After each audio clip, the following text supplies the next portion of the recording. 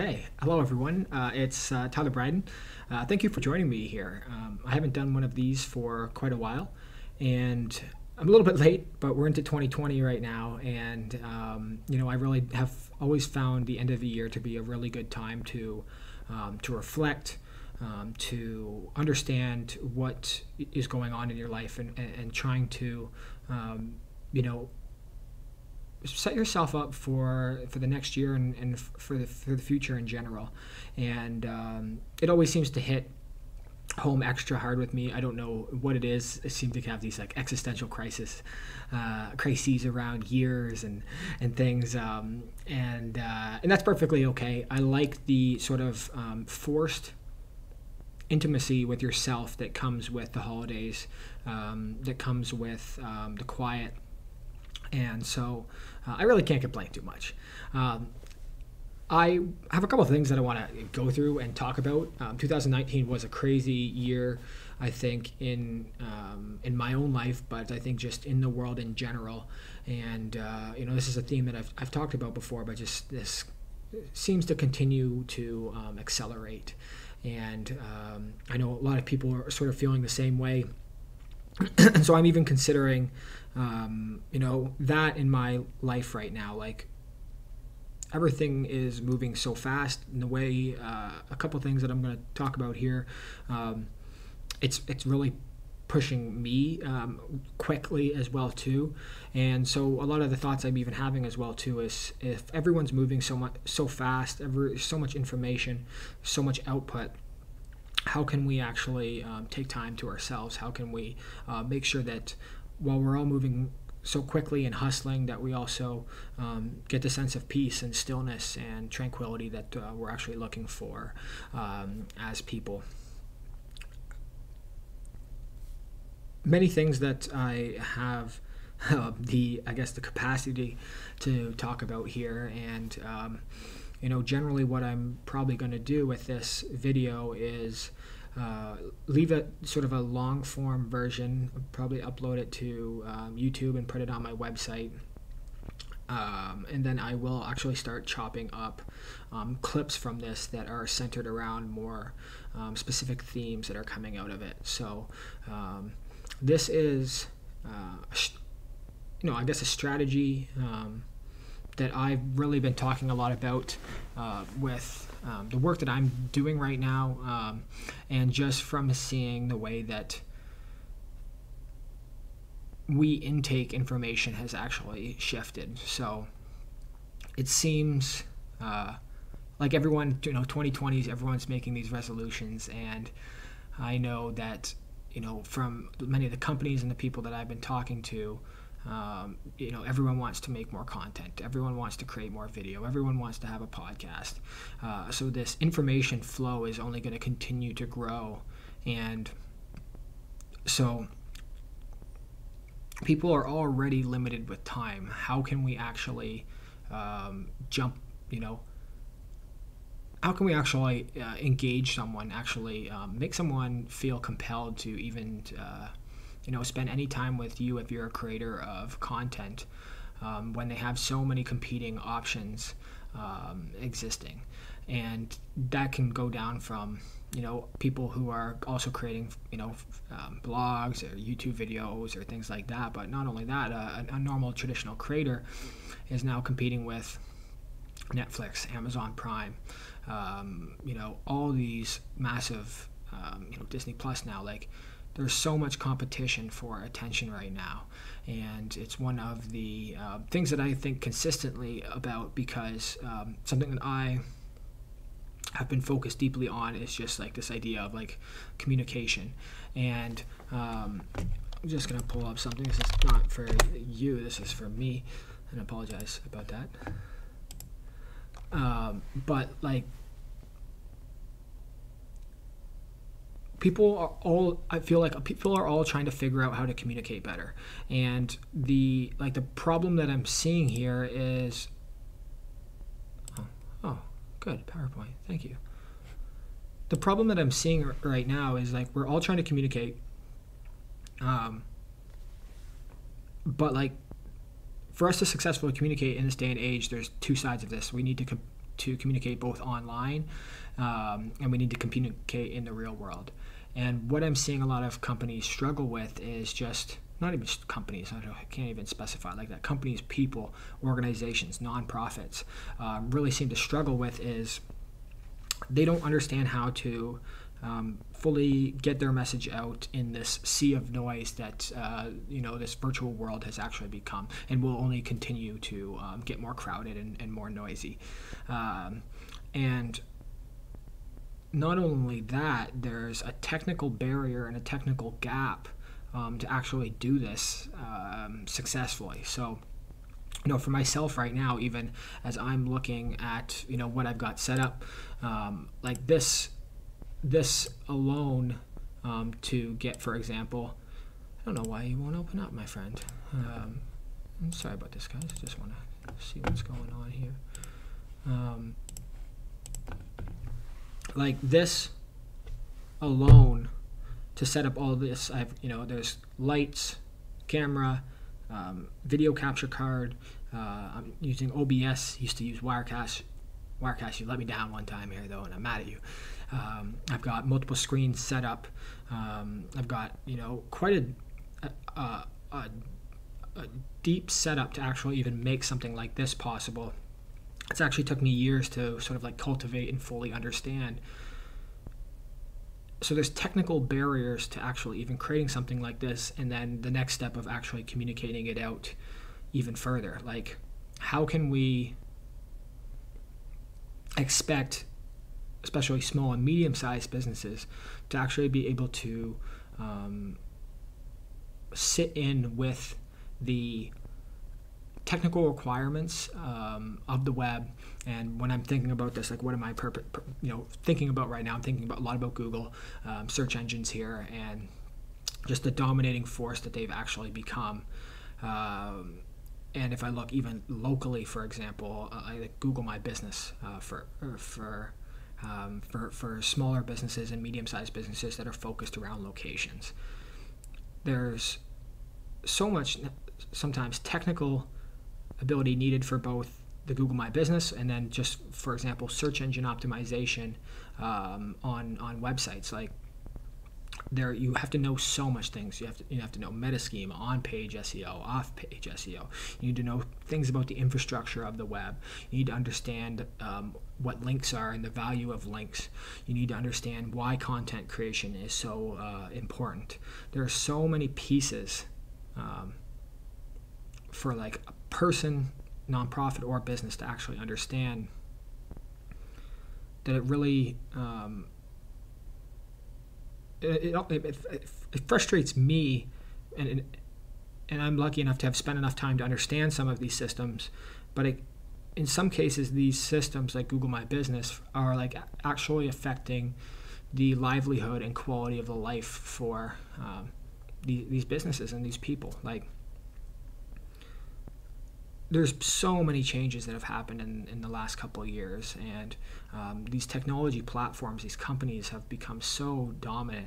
Another example that I'm just thinking right now is, like, when I go into restaurants, I'm often seeing, there's a line of like Uber Eats, whatever, Just Eat, blah, blah, between the two. And they're like lined up in the restaurant basically waiting for the people to actually basically deliver their food. And these are like large systems. So, everyone's food is coming now through Just Eat, Uber Eats, all those things. And it's great because in one way it's generated more business, but then there's also the requirements that you need to fit in with these companies. And from my understanding, I can't speak fully. I don't actually know, but it seems like there's a lot of cost and margins. Just like putting products on Amazon, you will be squeezed to fit into their systems and their economies of scale. And I'm wondering if that's actually happening with restaurants, for example, with Just Eat and all these things. And then what I'm definitely seeing in the industry is just these companies and organizations, struggling extreme amounts with all these requirements. page speed on your site, optimizing images, fully mobile responsive, now mobile first.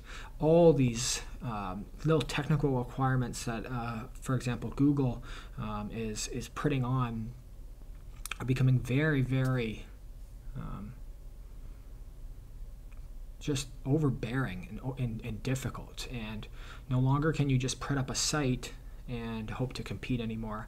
And I can't be, fully against this. Like, what is Google actually trying to do? Like, when we look at it and break it down, they're trying to make a better user experience for the people using their search engines. But there's a lot of consequences for smaller businesses who are doing that, and we've already seen some stuff around like anti-competitive behavior.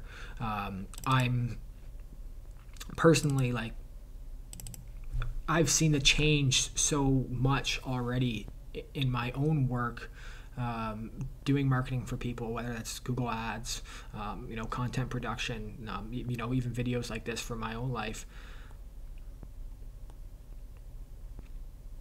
I'm just not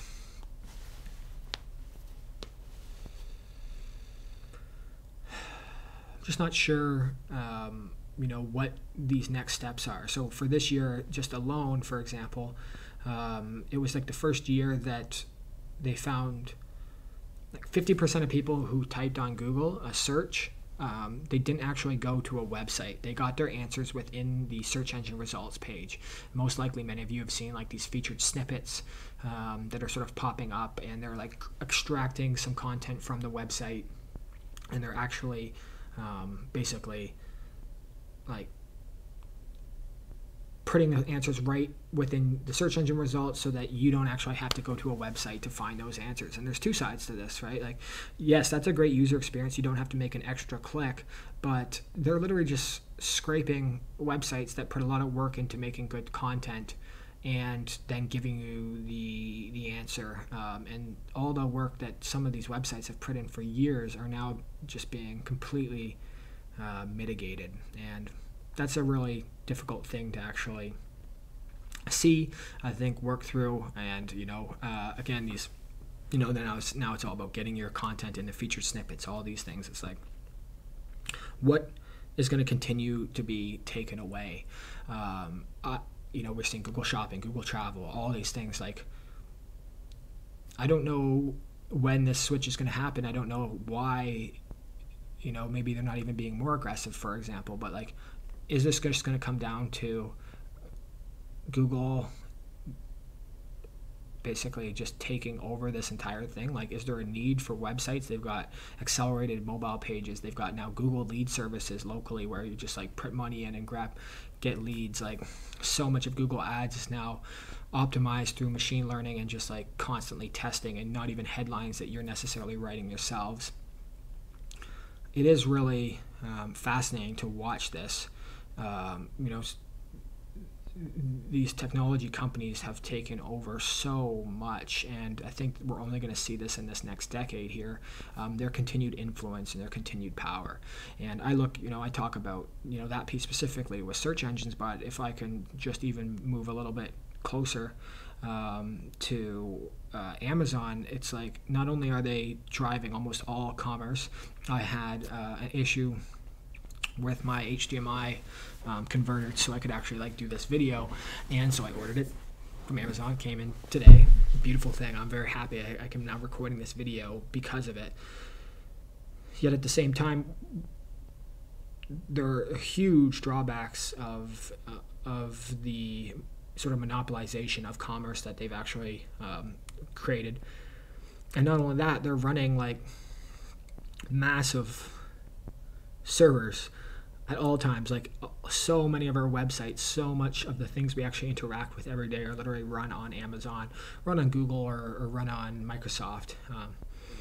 And I think sometimes we don't necessarily think about that. It's a little bit more behind the scenes, but like AWS, any person who's been in development or technology knows just how intense that actually is, and how much we rely on that. And whether that's you're using speech-to-text systems from one of these providers, you're using their machine learning platforms, and you're using like cognitive services, whatever you're doing, like, so much is actually relying on these companies. And to me, it's to a point where we cannot. I don't know what we can do, to be honest. I don't know. They have more power than I think we realize, and that can really have influence over government, over the way that we run countries in the world in general. So I think that's something that I'm continually keeping my eye on. It's been a really interesting year for me because I'm working on a technology company right now, speech recognition. We're extracting insights from audio and video and text. So, if I'm recording this video right now, I'm going to take out the keywords. First of all, I'm going to transcribe everything. I'm going to bundle it up into this like embeddable player, and then I will take out the keywords, the topics, the brands, the tones, and once you have that extracted, there's a lot of amazing things that you can actually do with that. And that's opened up a ton of incredible doors for me this year, but it's also opened up like some conflict in my life as well too, with myself really caring about the state of the world, the mental, the collective consciousness, like the mental health of us all. The technology continues to increase and pick up these services like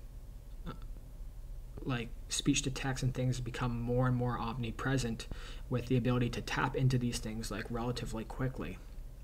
And one of the other things that I've seen is just like how quickly these technologies are being adopted, and in my mind, like, I don't know if we actually do fully comprehend the impact and the risk of everything. Like,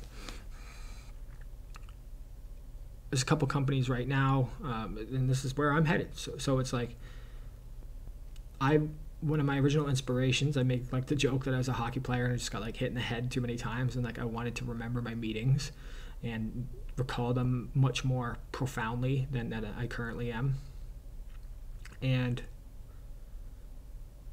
so I wanted to start recording the meetings that I have, but then I was recording meetings and I would like never literally use those meetings. I would never look back at those files anymore. It was just ridiculous. I couldn't really make use of them, especially if it was an hour-long meeting. I'm not going to listen back to the whole thing. So then I started to ask myself, like, how could I search into these actual recordings? So first of all, I was like, wow, I can transcribe them. I can take the speech, put them to text, and then it'd be easier to actually search. And then I started to think, like, is there any like patterns within these conversations that are actually happening? How could we actually get that? And it's like, okay, so we've got the speech to text, but then can we grab, for example, the popular words that we were saying? Or is there any topics, or is there any brands that we can actually pull out? And over time, that compounded into the application that we're actually making significant progress on today. Yet the stark awareness that I'm having of other companies starting to use this technology, and this movement towards basically recording absolutely everything. And I'm recording this right now. Like, what am I actually doing right now? I'm basically just talking through thoughts, processing a lot as I'm talking. And as a viewer, I don't know, again, if this is of any value or not. I hope so, that you can see, for myself, that I care deeply about this stuff. I've learned a lot about the technology side, but also, business consciousness. I can tie this all together, but like, I hope that by sharing, like creating content like this, sharing it, working through this stuff more publicly than silently, we can start to see the thought process of someone like myself, and someone who is invested deeply into technology, understanding the powerful benefits of it, but also relatively skeptical about a place that we might be heading. And that place does seem to be everything recorded almost at any time. There's speaker recognition in voice, so it's like it knows, our system and other systems that like Amazon, all these systems, like they can they do their best, not definitely not accurate all the time yet, but like they will understand when speakers are speaking. So like I'm talking right now, if there was someone sitting beside me, hello, they're not there, they would be able to know who's speaking when. And so now if I have an audio or video, I know who's speaking when, I know what time. If you our system will eventually have a recorder in it as well too, so it's like you're literally recording it live. And so we would know, and I would know exactly when that started, that conversation started, that recording started, when it ended, transcribed, fully captured in audio, fully captured in video, whatever it turns out to be. And like that is perfectly indexed into systems. And generally, if any companies that you're seeing are using something like Microsoft or Amazon or Google, and that means that those companies actually have access to that information as well too. And really what we're building up is like a database or a library of conversations that we're having, of meetings that we're having, of presentations, of videos that we're recording that can be retrieved at any time by someone with the right technical ability. And I had a really interesting discussion not that long ago about this with a good friend who, sort of thought, it's okay because there's so much information, like, why does this actually matter? It's not like they're gonna find it or focus on you. And I agree, like the piece of like, if you're not drawing any attention to yourself, you're probably not going to experience too many consequences of this. However, if you're focused on something that or you're a public figure, or focused on something that could be considered in a gray area or whatever, and you draw attention to yourself, it doesn't really matter that there's so much information. The way that it's now being indexed and stored would allow it to be retrieved so easily. So we're really heading into an interesting time, and I wonder the best way to actually deal with it. Like, talk about it in some terms of like privacy is dead. It's only going to continue. We're seeing much more work around facial recognition. We're seeing much more work around emotional recognition. And this is where the conflict comes, because it's like, it can be so powerful and it can be such a positive thing that we could actually do. Yet the direction that it puts us in and the consequences of mishandled information, that can be pretty intense. And we've seen in the last several years here, like, sort of a blowback from people who had different perceptions or different perspectives or thought things at different times. And like, I'm trying to think of one off the top, but I know, for example, like I was just watching this Netflix, Kevin Hart, like he had tweeted some stuff and made some jokes about gay people and not wanting his son to be gay and all this stuff. And because he caught that on video, because it was on Twitter or whatever, like that information was so easily accessible and easy to be retrieved and then used to basically, I don't know that the word's not attack, but like put Kevin Hart on blast, and he lost opportunities. I think he's doing fine. He's got lots of opportunities here, but it's just this example of how easy it is to retrieve things once it's into this digital ecosystem. Like how powerful that is to even create that digital footprint, because it's in so many ways it's gone as soon as it's actually created and left. And I know, getting deeper into this stuff, even creating this video, the ramifications of actually creating videos like this and then sharing them online. They're getting indexed, they're getting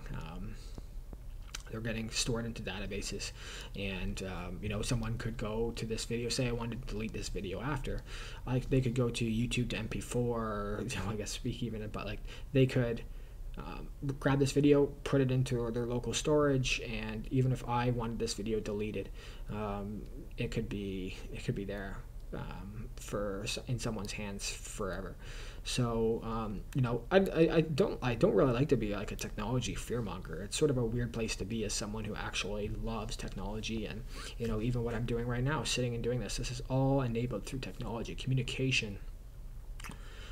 Which is, I think, the original point that I was going on here was like, it wasn't even like possible like it was before. And so we do have this beautiful environment and this capacity to communicate to each other, to pass information in real time, to understand one another, to connect with people who we care about and that match our interests, whether that's locally or or globally or around the world. Like what a powerful thing that we're actually seeing here, and there have been so many positive changes because of it. But as I continue to move forward, like it's a question that I continue to put to myself, and I know like even just one thought of that is like artificial intelligence and machine learning, and I was just reading an article on it about streaming. Like that takes up so much energy, so much electricity. Like there really is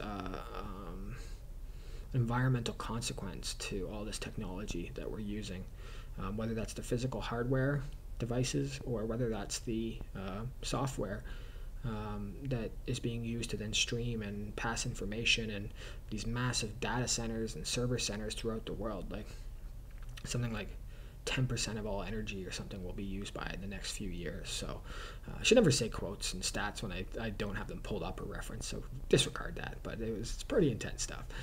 And what am I looking at actually trying to solve is, a question, like, something I continue to ask myself. And it's interesting that like Simon Sinek, he like sort of took this like the why question, like, it starts with why. Like everyone's been asking why for a long time. I like him. He seems like a very smart guy, but like growing up, that's what you ask as a kid. Why, why are you doing this? Why am I getting grounded? Why am I getting suspended? Like that seems to be, a common thread through all of us as people. And especially right now in a time where our reality seems to be blurring quite significantly between virtual worlds, our own worlds, and this, like obviously the physical world that we're in.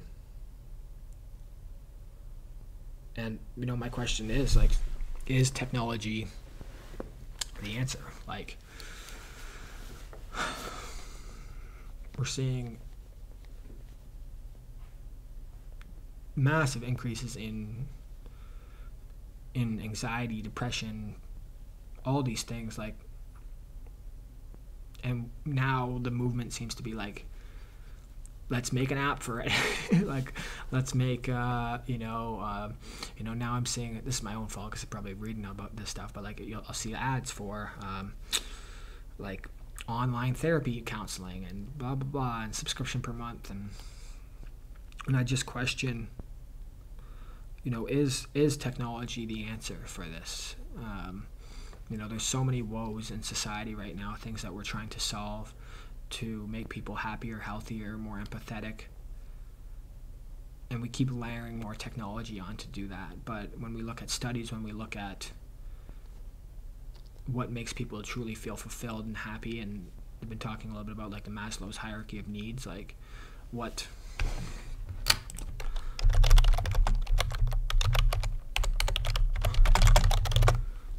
just pull this up just to get this, because it is sort of an interesting thing. I should be able to do this. Yeah, wow, did it. Cool. It's like Maslow's hierarchy of needs. Like, this is interesting stuff. Like, it sort of goes up in need. Like, it seems like human connection is the true creation of happiness. We're social creatures. There's a lot of talk about like our limitation right now of we're only supposed to be in like tribes of like 150 people. So once it gets beyond that point, it can be much more difficult. I wonder a lot about the connection here of like the love and belonging here when we connect virtually. Like when you watch this, say you watch this video and you're actually listening to this, the connection that you're having with me right now, how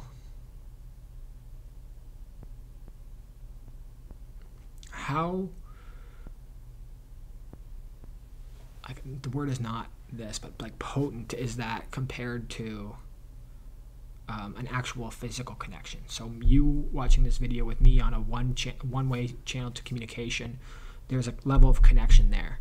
And generally I hope that I talk openly and vulnerably and make you feel that connection.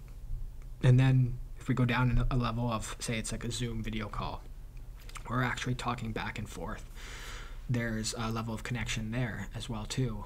Much more, I would like, is that more than that one-way connection of you just having a viewing or intimate listening experience, and then towards compared to your real time on a Zoom call and you're interacting with someone, maybe you've got good quality audio and good quality video, there's a connection there. How powerful is that connection?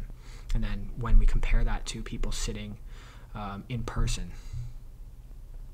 in a room together physically, what I'm trying to understand and wonder, and when it comes, I think I'm done with this Maslow's hierarchy, is like, what level of connection is that? So we continue to try to build tribes, whether locally, whether virtually, and I guess I'm just trying to understand what the level of happiness is that's coming from that, and is a virtual connection, is it giving us what we need as people? And it's really fascinating because I know I've had beautiful virtual connections. There's people that I've never met in person that are people that I consider friends, people that I consider allies in whatever I'm working on. Yet is that connection the same as meeting them in person? So just something I'm thinking about a lot. This rise in sort of mental illness and mental health and depression, and the challenges that we're going to face as people moving forward with these. Again, is technology the answer?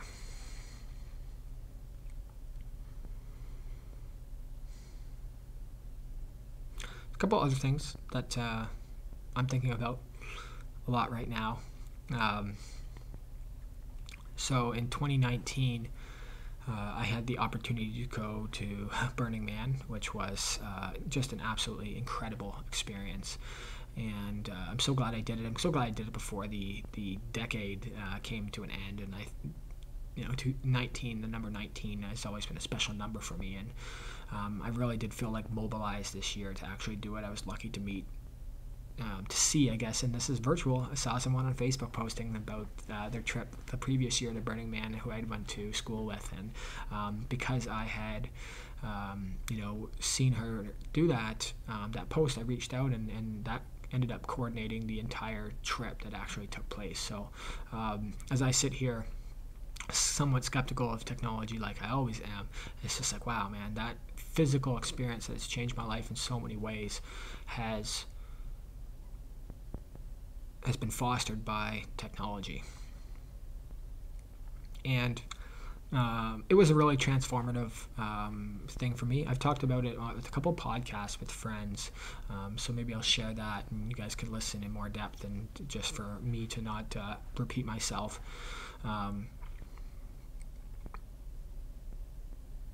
And it really sort of opened my eyes, my perspective.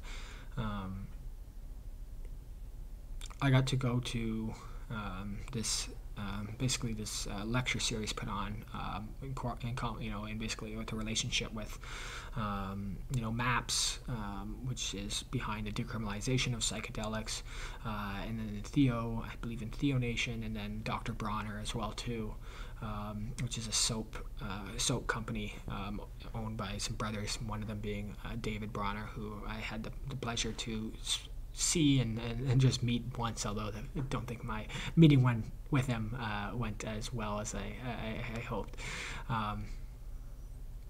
And we got to see some of these like top scientists sort of speaking on use of MDMA, the use of psilocybin, the use of ketamine, ibogaine, all of these powerful substances for treating mental health, to increasing happiness, increasing the empathy, just making people more mindful, more connected with the natural world. And it was really, really beautiful here to hear. There were some pretty profound moments for me listening to some of those lectures, and people are always saying, like, what, there's lectures at Burning Man? I was like, yes, there was. There were some really good ones. There was so much good stuff during the day that was, like, educational and good, good for you as people. I got to go to a Wim Hof breathing session, for example, and really do some breath work like I had never done before. And the amount of things that I just felt inside internally for myself there and learned, something I'm just so happy about, something I'm feel so blessed that I actually did. But having that experience, Burning Man in general, there was, I think most people know Burning Man is some sort of substance use involved. That was true for the tribe that I went down with, and I partook and had a lot of fun, but I had a lot of eye-opening experiences as well too. And truthfully, it's just like really mobilized me to try to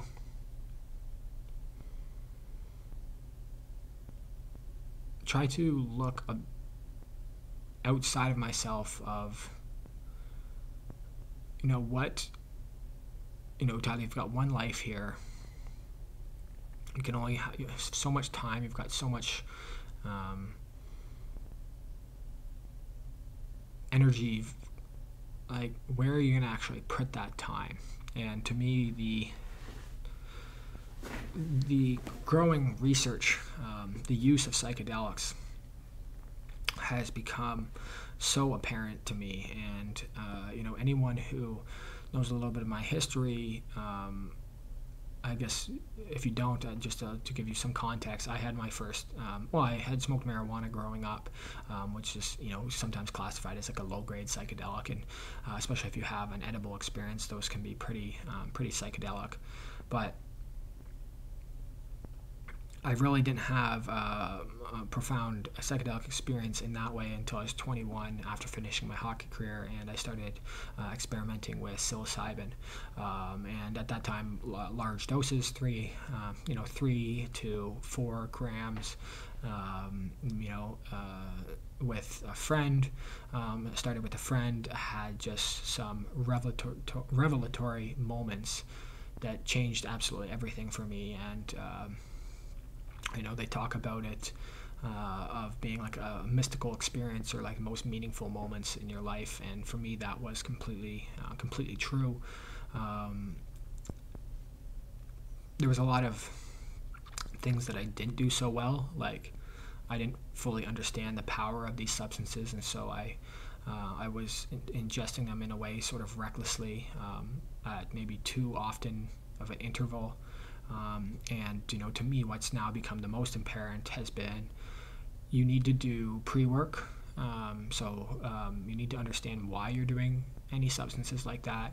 What are your intention going into it, and then the terms that they use are like set and setting. So like what frame of mind are you in, and where are you actually going to have your experience? Is it in a safe place? Is it somewhere that makes you feel, warm and happy and comfortable, and especially with large doses, psilocybin specifically, those can be really, in a way, sometimes overwhelming.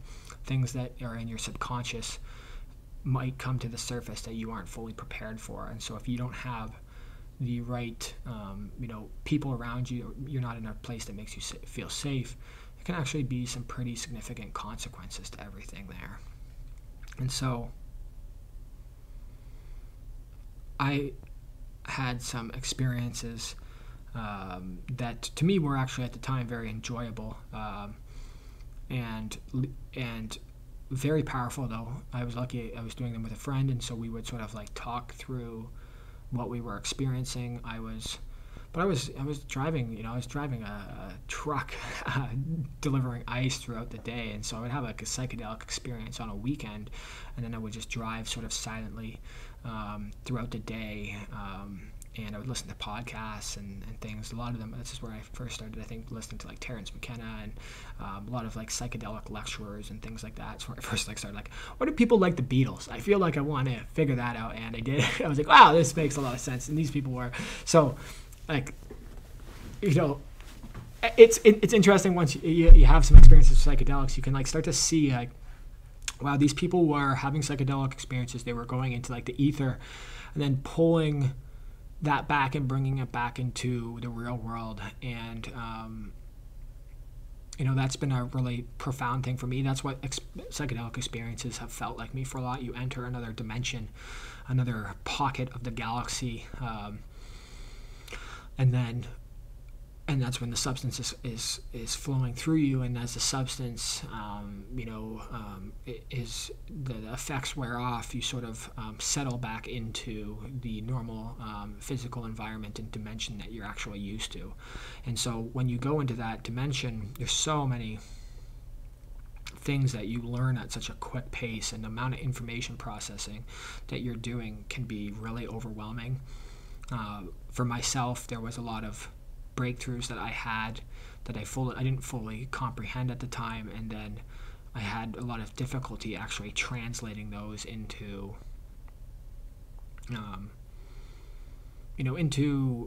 messages or words that could be understood by people who hadn't had those experiences. And I'm not sure exactly who deemed it. Michael Pollan was the one who uses the word a lot, but like ineffable.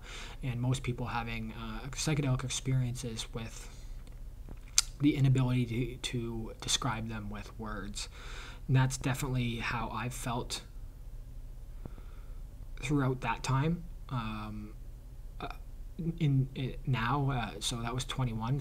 When I was 21 when I first started, so that was in 2013. I think I'm doing math right. I should know this, Tyler. Yes, that makes sense.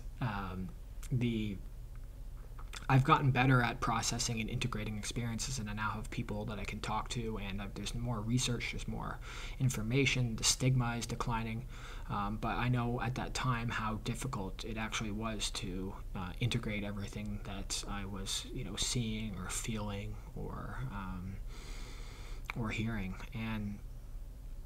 And in that time, I sort of, anyone who's had an experience like that, especially used in any one of like a therapeutic context where you believe where you're not just like partying or anything like that, it's almost, to me, it was so clear something is working here. Like something is really powerful. My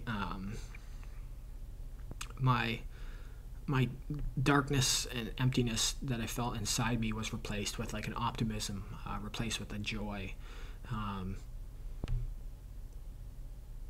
And it seems like this is not just anecdotal evidence anymore. This is experiences that other people are now sharing, that are being documented and captured through research.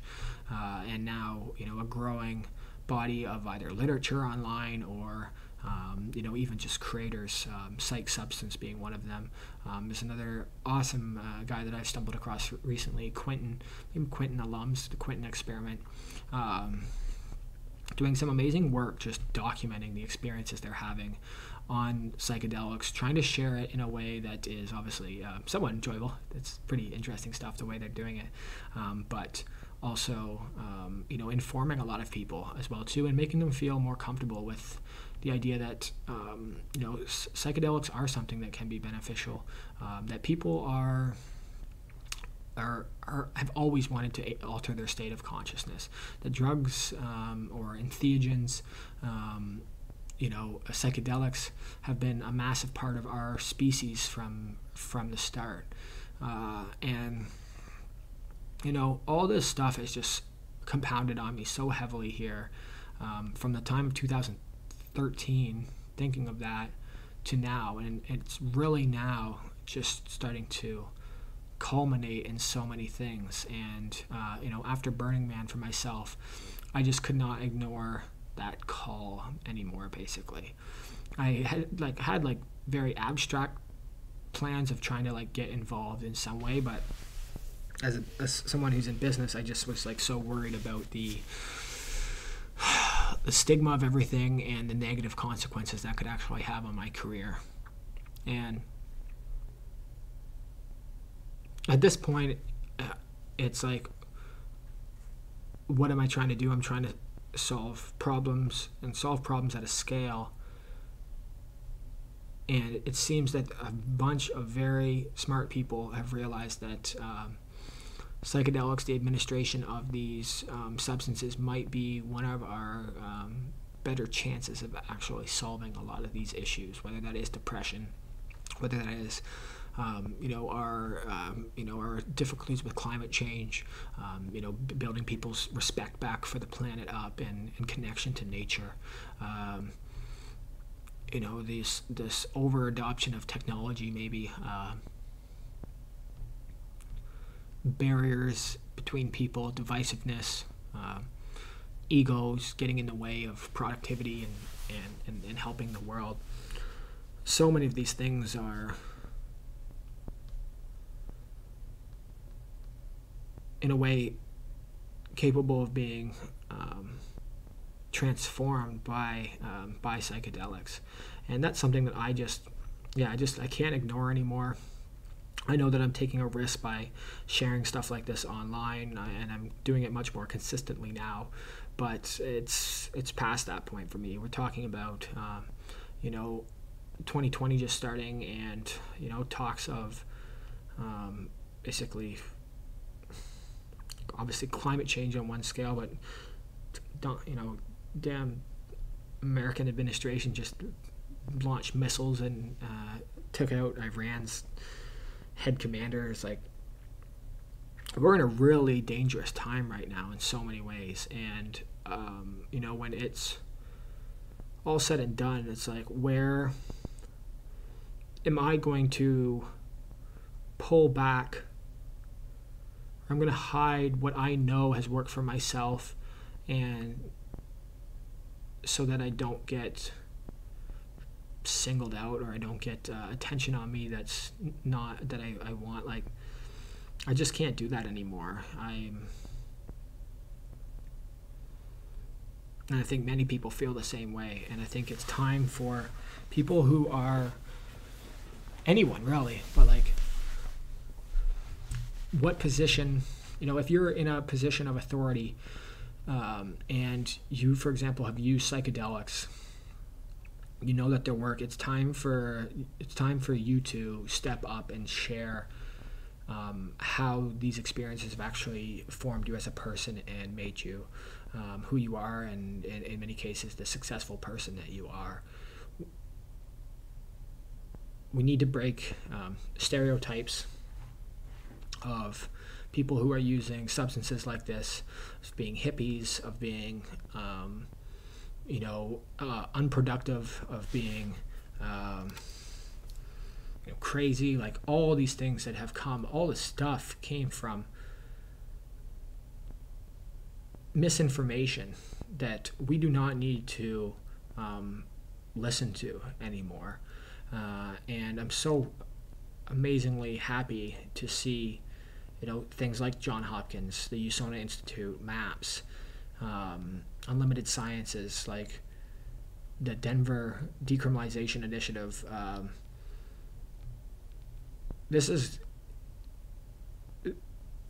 The time is now for us to no longer hold back. And I know that if you don't believe me fully, I can already start to see some of the writing on the wall and seeing some of the stuff sort of come to light, and I'm gonna do it myself. So I'm gonna start sharing more about this stuff. I'm really interested to see how it impacts my career, how it impacts my business. I've macrodosed, I've microdosed, I've smoked marijuana, I've tried LSD. I'm here. I'm still conscious. I'm cognizant of what's going on. I'm smart. I work hard. I care about people. These experiences have made me a better person. I've had friends, I've had people close to me undergo these experiences, and I've seen the transformation within them. I've talked to people within some of the organizations that I just listed and understand the irrefutable effects on the quality of life that some of these substances are having, especially within the treatment models that some of these organizations have actually put together. And I'm thinking about MAPS specifically right now, and then Johns Hopkins as well.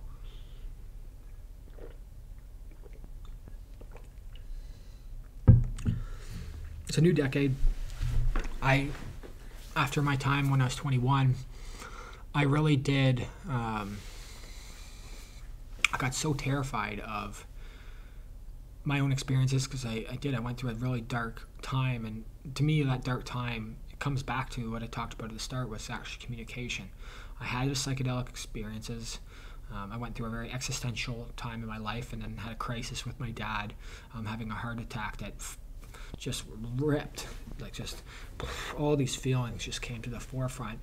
And at that time, I didn't fully understand, I didn't know about set and setting. I didn't know about the conditions that were right for psychedelic experiences. And so after my father's heart attack, instead of what most people would do, I actually continued to have some psychedelic experiences. And it just so happened that my family was gone that week. And so, I was basically alone.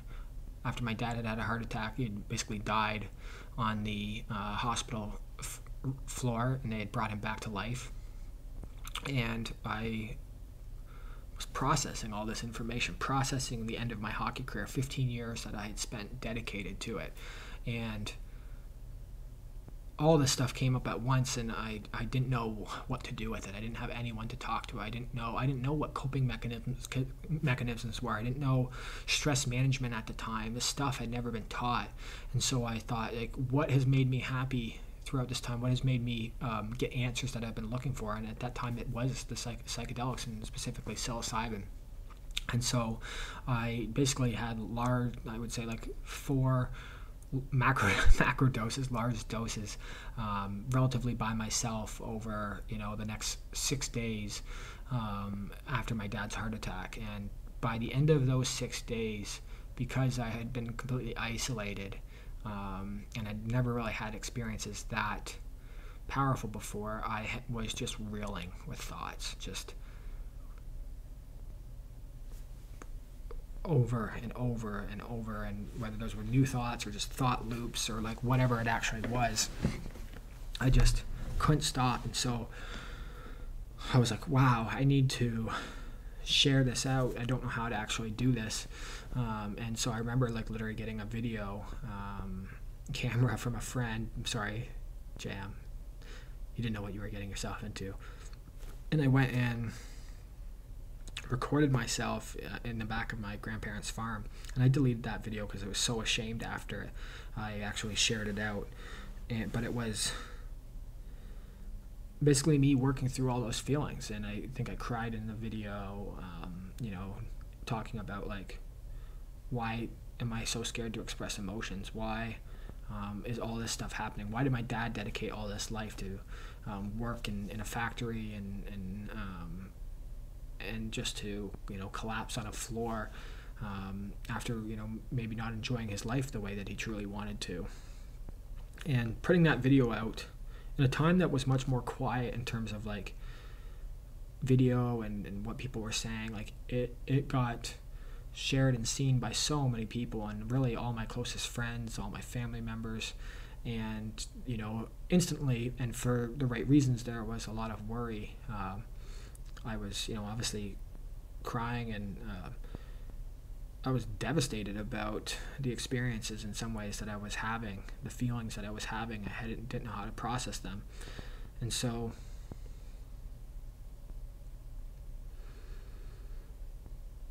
I started to get asked questions and started to really have in a way some rejection from my friends that was really devastating for me at the time. And I completely understand they didn't know what was happening to me. And realistically, I'm still trying to fully comprehend what actually happened, because in some diagnosis, for example, people would classify myself as basically having a drug-induced psychosis put on by the combination of marijuana, the psychedelics, and for me, I believe also this huge level of stress, and then amount of trauma from my dad having a heart attack, and that being connected to a really difficult childhood growing up. And so all these things just sort of compounded at once, and I went, too deep into it, of almost, fully rejecting capitalism, fully rejecting money, fully wanting to pull out and not operate within the system of life that so many of us are operating in, and that had been held up as where we were going as a child and becoming an adult. And I think a lot of the danger came from this psychedelic usage, but I think a lot of it came from actually not doing pre-work, not understanding the intention of everything, besides I need to figure out what's happening, was really, I feel like, the intention of something about these psychedelics makes my mind quiet in a way and allow me to process the information the way that I want to. And so that was really my own intention, but in some ways that's not always good enough, especially in a period of stress like I was in. And I would also say I just didn't have anyone to talk to after. I didn't have a therapist. I didn't have friends who wanted to talk about this stuff. And because I released that video, I felt like my friends got more and more sparse, less and less willing to talk about what I was experiencing. Many of them had not had psychedelic experiences before. Many of them had bad perceptions of it, even though we were partaking in whether alcohol and partying and all that stuff. There's still you can't underestimate the stigma of these drugs, especially even in 2013. So much has changed as I'm sitting here in 2020, and I'm so happy to actually see that.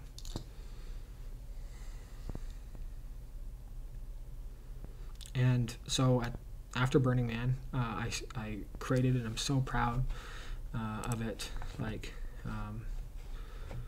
share this here. Basically started London, Ontario. It's actually the Forest City. I need to change the URL.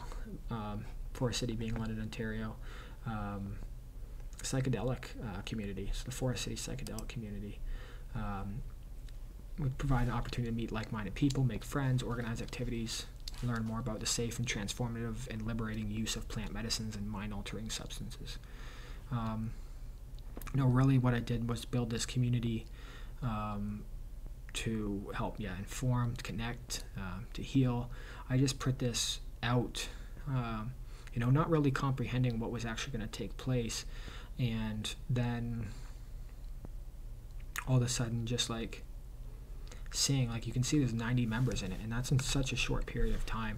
We've only actually had a couple events, and this is in London, Ontario, in a relatively small city. So the enthusiasm that people have come with to this group of wanting to have these discussions, of wanting to share their experiences, to share their knowledge, has been absolutely transformative in my life, and something that I could not be happier with. I'm so glad that this has been part of my life.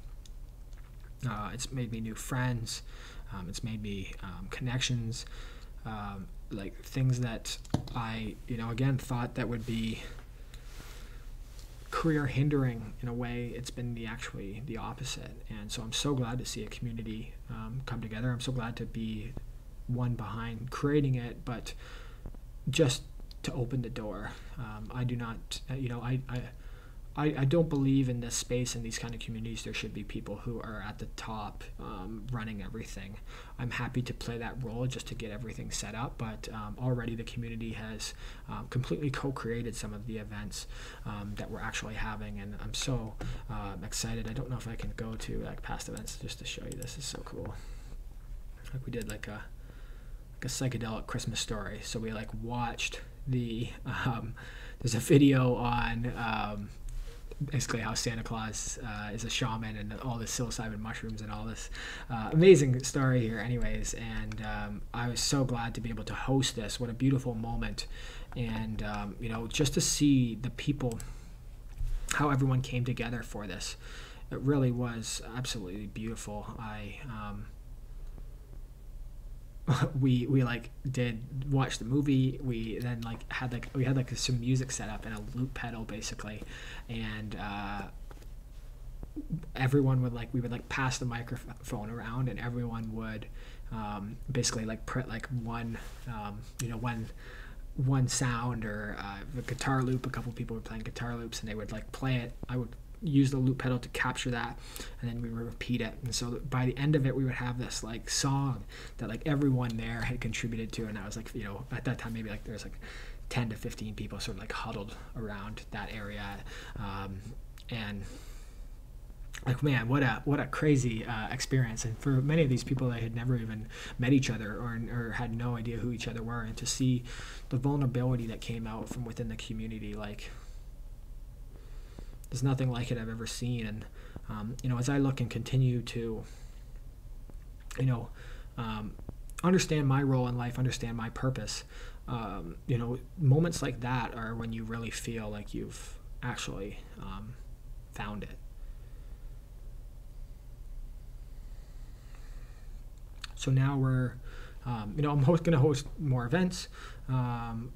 There's one thing that I'm really hoping to pull together right now, which is specifically in London, but I think this could be translated as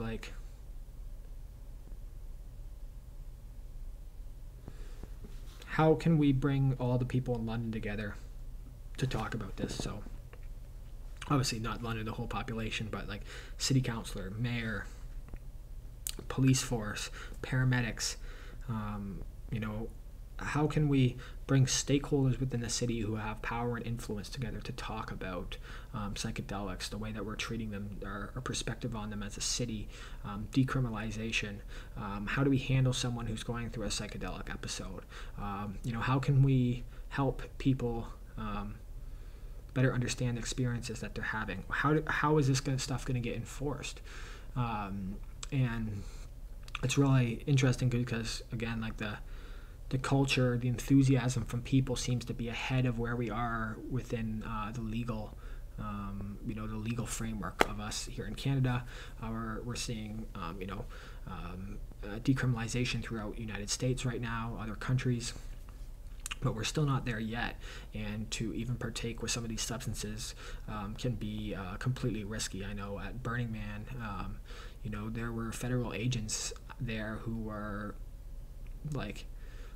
they were capturing people, handcuffing people if they saw any usage of substances. And I met someone after who seemed like a relatively savvy business person, but had been caught up in the wrong situation and now had 3 federal charges against them for partaking with substances at Burning Man because it's on federal land. And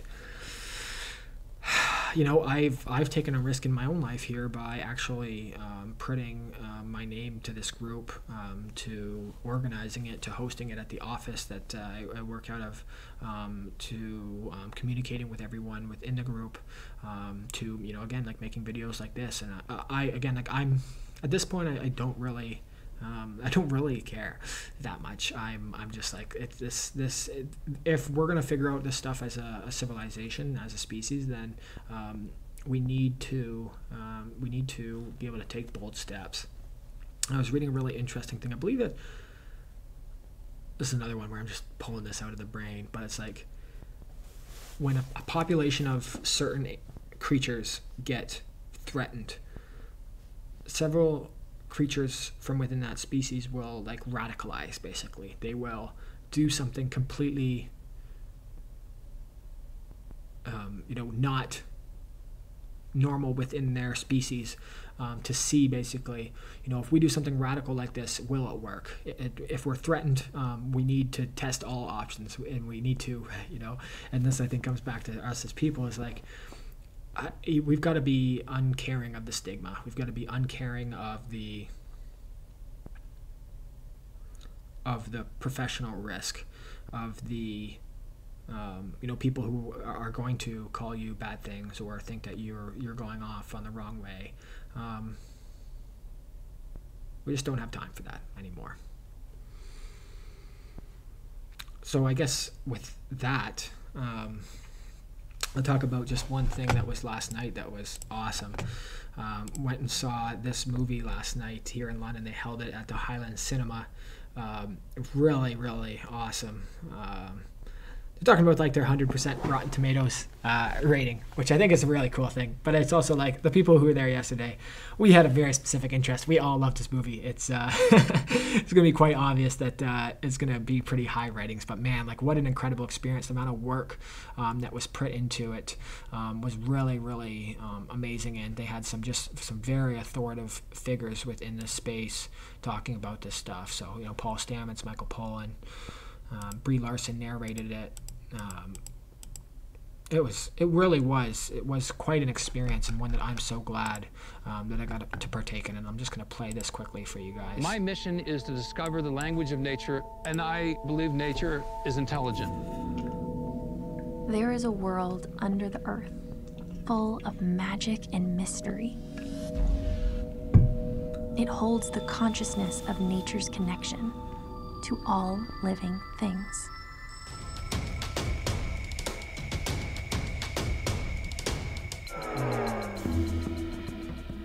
These incredible mushrooms, shots, yeah. They can heal you, they can feed you, they can kill you. It's not like a vegetable, and it's not like an animal, but it's somewhere in between. They support life, they convert life. As you're walking, there's about 300 miles of fungi under every footstep that you take, and that's all over the world. The bulk of the organism is growing underground, and it's composed of these long threads called a mycelium. Almost everyone knows about the computer internet. The mycelium shares the same network design. It's amazing what we don't know about mushrooms. They really are a frontier of knowledge. You can filter water. You can create medicinal compounds almost on demand. They have incredible capacity to make things change very quickly. So I am super hopeful. The psychedelic members of the mushroom kingdom are fascinating. I have been a guide for around 350 psilocybin sessions. The most glorious part was that it made me feel more comfortable with living because you're not afraid of dying. We need to have a paradigm shift in our consciousness. What will it take to achieve that? We can heal the planet. We can build the future. And our world is fantastic.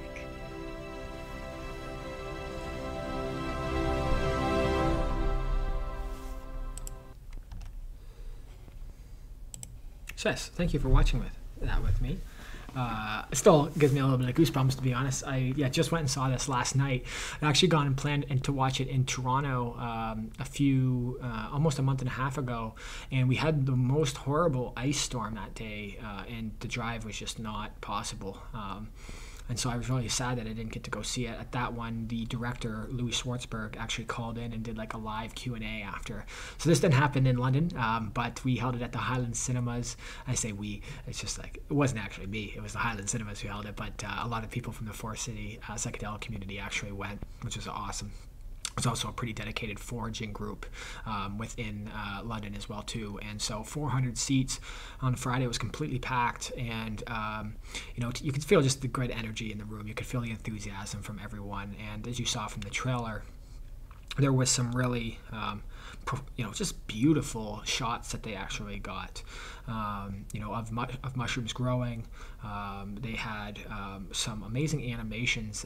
If you don't know, the stoned ape theory about a period where there was a large cognitive boost of humans, and they don't really know why. And so one of the theories is the stoned ape theory, which is that psilocybin and basically psychedelics had become a daily part of diet, because if you were foraging or looking around for food, you would be able to basically you would just take what you could get, and a lot of those times it was in the wet sub-Saharan, and so it was psychedelic mushrooms. And so that, as Paul Stamets says in the movie, and Paul Stamets says a through line throughout the movie, is quite a competitive advantage that they actually had. And for myself, a lot of the experiences that I had felt through psychedelics were sort of confirmed and felt actualized. I felt actualized from watching that movie, because of hearing the descriptions of people who had gone through those experiences, or even understanding a little bit more of the scientific process of like what's happening in our brains when we're, for example, doing psilocybin. And this actually, I think I've shown that once before, but just quickly, like this image alone right here, I should go back, I think it's Berkeley, but like that's basically showing the connection between the connections happening in our brains when we're on psilocybin versus not on psilocybin. And that's how I felt. I felt like there's all of a sudden, I do look at it in some ways like a bio organic computer, a meat body that we're all in here. Is just like an information processing system. And for myself, whether it's a microdose or a macrodose, it feels like there is a stream of information that's coming that was not necessarily there, or at least that I wasn't aware of before. And that's why a psychedelic experience I could find can be, in a way, very tiring by the end of it, because it feels like you've processed so much information. But the following day, for example, the bliss that you actually get from it is really, really beautiful. You have like an afterglow and a clarity that you necessarily don't get in your day-to-day life. So I'm so happy that I've got to go watch this movie. I put it up on its. I continued the 100% on Rotten Tomatoes. I went with a couple friends. Some of them said it could have been even a bit longer. They would like some of the topics that they hit on. It was not all about psychedelic mushrooms. It was just about like lion's mane. There was turkey-tailed mushroom. Like all these different. Like, man, what a diverse species of, apparently they don't even know, it's like not animals, it's not vegetables, it's really fascinating stuff. And they it goes back so far. It seems like we basically originated from mushrooms ourselves, and they're like one of the longest living organisms basically on the planet. And so, man, like what an experience. It's hilarious to hear Paul Stamets talk about his mushroom trip and the holding onto the tree in the storm, and some really classic Paul Stamets isms, Michael Pollan, John Hopkins researchers. Like it really did bring out a great team of people to actually talk about this stuff, and it is a very conscious movie. One that, for myself, and it sounds like for everyone else who I talked to who went and saw it, it was very eye-opening, and it made them feel even more mobilized. And this space, this world that this mycelial network that it in, it seems to have made that even more profound for them. So I'm really happy about that. People who made Fantastic Fungi, it seems like there was just so much incredible work and thoughtfulness put into it. Thank you for what you've done. It really is a beautiful film, and I think it has the ability to change a lot of amazing things in this world. So we can hopefully continue to see more content like this, of this high quality. I know we're going to watch the Dose documentary in Kitchener, and I think in the next 2 weeks as well too, so I'll maybe do a little bit of an after report on that as well. So that is my Fantastic Fungi. Not even a review, it's a reflection. And like, for example, that I talked about specifically, that piece of, this film and what it meant to me. I'll probably like slice this into a separate video that's just a review, so you don't have to suffer through me talking about all this other stuff as well. So I've been going for a little bit here already, an hour and 14 minutes. It's weird that I can talk this much, to be honest. I think about it all the time. I don't know. I haven't done this for a long time, and it just seems like I've got a lot to say all the time. I'm doing a lot of processing by myself right now, and I've got a great team around me that I work with, but things are moving so quickly, and so I'm constantly working through things. And even to talk through this with you guys is just as much as I hope there's value for you, it's a therapeutic thing for myself as well.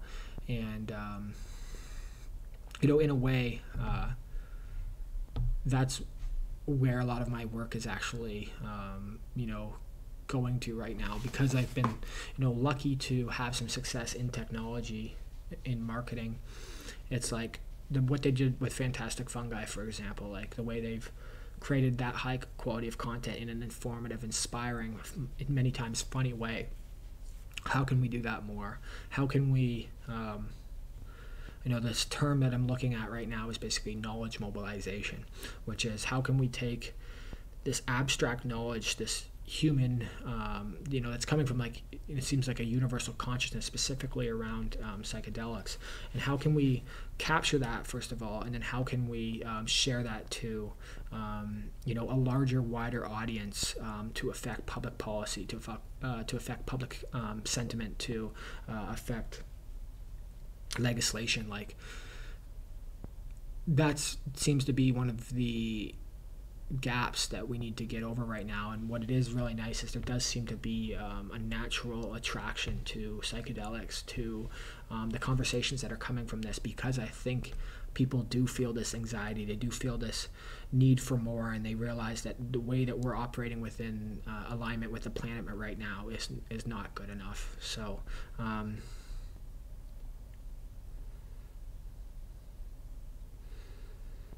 knowledge mobilization sticks out to me a lot.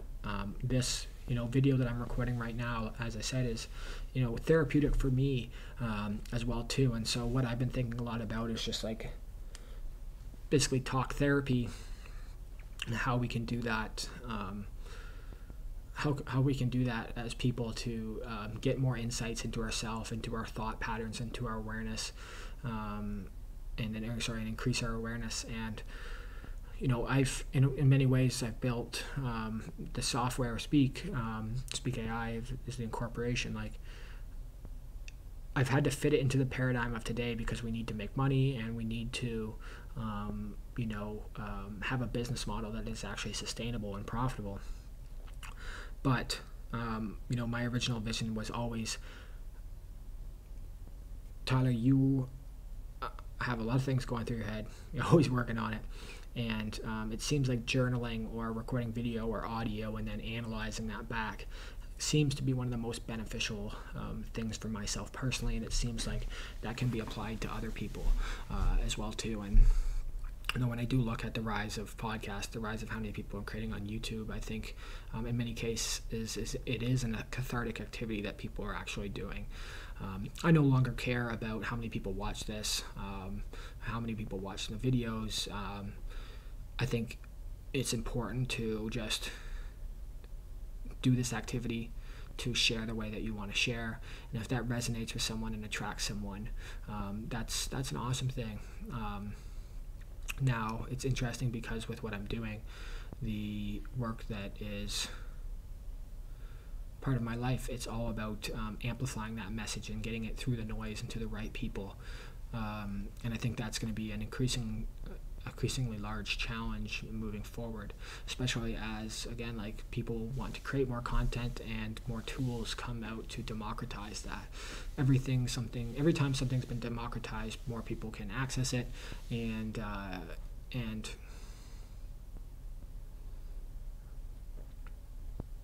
that can be for good and bad. YouTube has democratized so many things for people to communicate, to share content, to share video.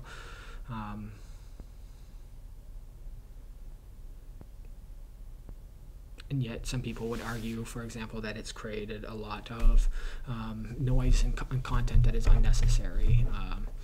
I don't know how I feel about that. Like, I know the same thing I saw in WordPress, for example, with websites. It went from you having to hard code and develop sites from scratch to being able to basically rapid prototype websites with one-click templates that you can import and customize. And again, that allows people to be able to adopt these things, to be able to put their message out into the world. But because so many people are now figuring out how to do that, it's very hard to actually cut through that noise.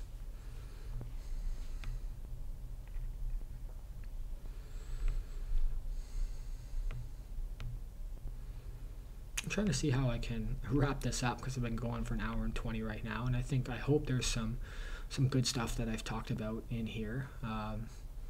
One of the things that's interesting for myself this year is I've been accepted into an accelerator program in Waterloo that's directly associated with Amazon. And so I think I've talked about this once before, but like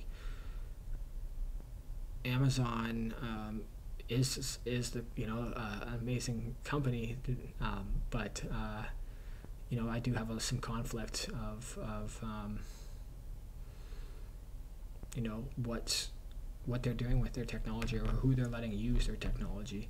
And I think if anyone knows anything about Palantir, which is Peter Thiel company using basically operating down for national defense down in the U.S. and border control, there's been some pretty crazy ways that the same technology that sometimes we're tapping into can be used in some very nefarious ways. And so, again, I think about that constantly. I think about how can I build ethical technology, conscious technology, holistic technology, because increasingly we are already seeing, I think, a little bit of a pushback against the amount of technology in our lives and how it's being used, and then the privacy encroachments that are actually coming from that. So I do take that into consideration with everything I'm doing, and this year has been very eye-opening for me as I've delved more into technology and developed our own of where it's actually taking us.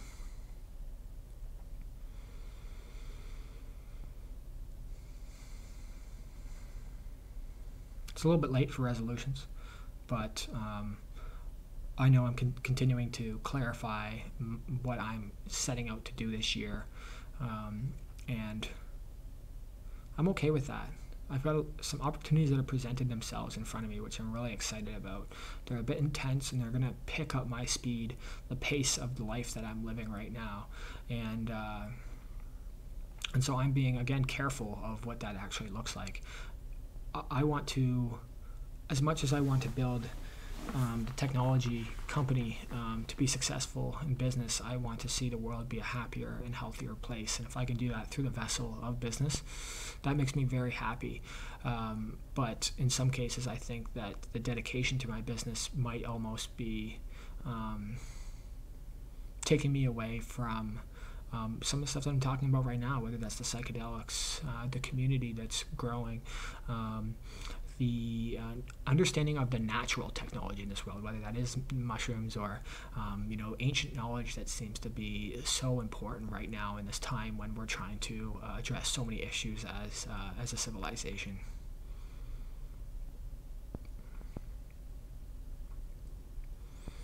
As you can see, I don't really have too much of a game plan when I start these.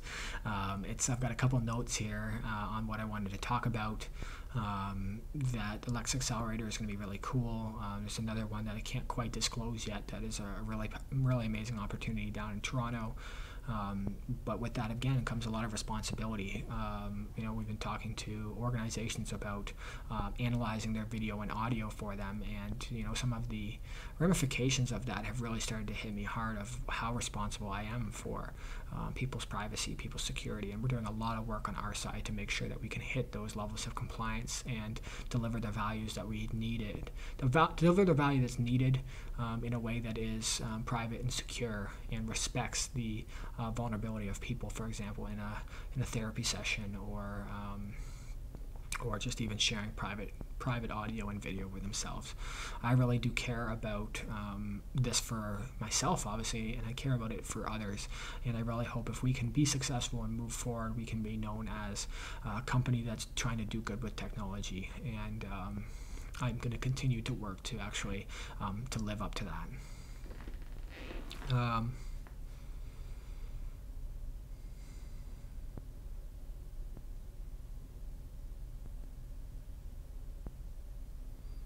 Pretty happy with that. Pretty happy. We got through a lot of stuff that I actually wanted to talk about here today. I'm looking at the next steps of what I'm doing for this business. I've taken on, a team right now that is absolutely love them, and but it's definitely increased my expenses, and I think we will be able to. With everything I've learned in that, I don't have too much stress that I'm not going to be able to be okay, and that I think we'll be able to figure something out here as a team. But it's really has opened my eyes up to like what am I actually trying to accomplish? Why am I taking on these expenses? Why am I doing what I'm doing? And then where do I want to go with this? So, say I want to take on investment and it looks like this might be something that we need to do. Where do I want to get that investment from? What kind of investment do I actually want that to be? If I take on that money, what are the expectations from the people who are giving me that money? By doing that, am I sacrificing my own control, my own ability to even, for example, talk about some of the stuff that I've talked about today, because that doesn't fit into the current, infrastructure of the world, or the capitalist climate that we're in. So, for example, if I go to a venture capital route, what does that mean for my business? What does that mean for my life? Is that really what I want to bring on myself? These are questions that I continue to ask. I've got a couple crazy weeks ahead of me, and I think it's always time to set periods up of, okay, what do I want to do? I need to reflect on what I'm trying to do, and then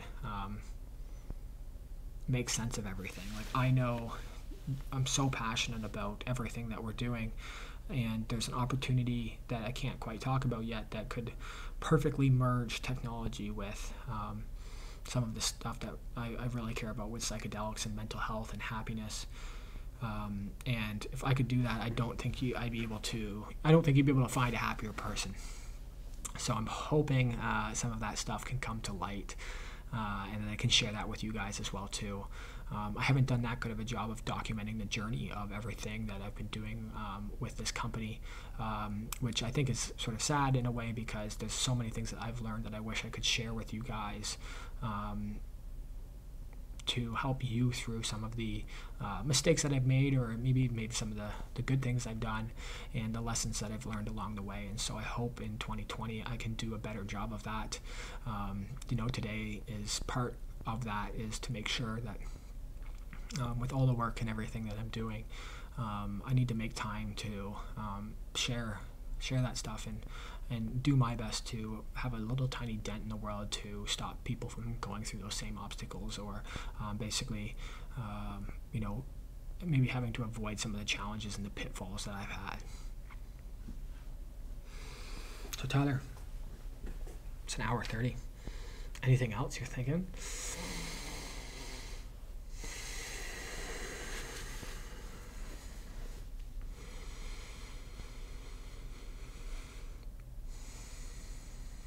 Power of breath has become so clear to me this year, and I'm so happy for that. So much you can modify just through your breath. Music as well too, whether that's just like binaural beats. Again, I don't know science about that stuff yet, but like instrumentals and very calm music has helped me get through work, to keep my focus intact, to modify my mood if I'm stressed or whatever that is.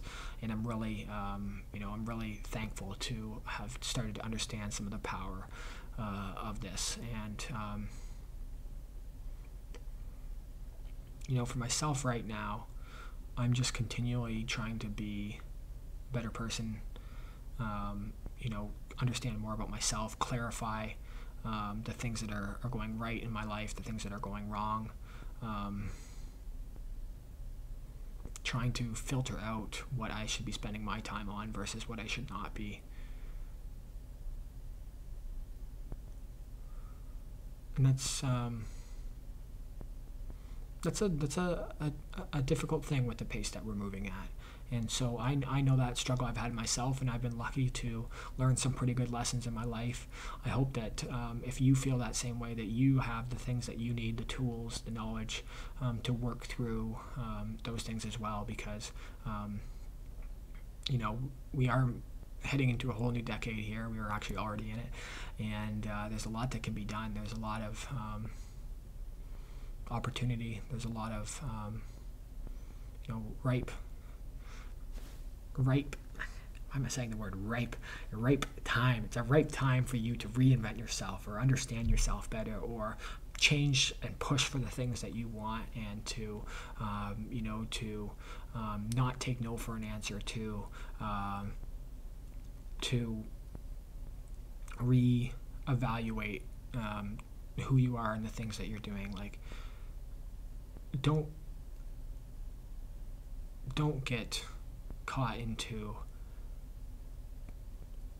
building the lifestyle that you think people want you to have, or that you think people admire. Do what makes you happy. Do what you're passionate about, what you care about.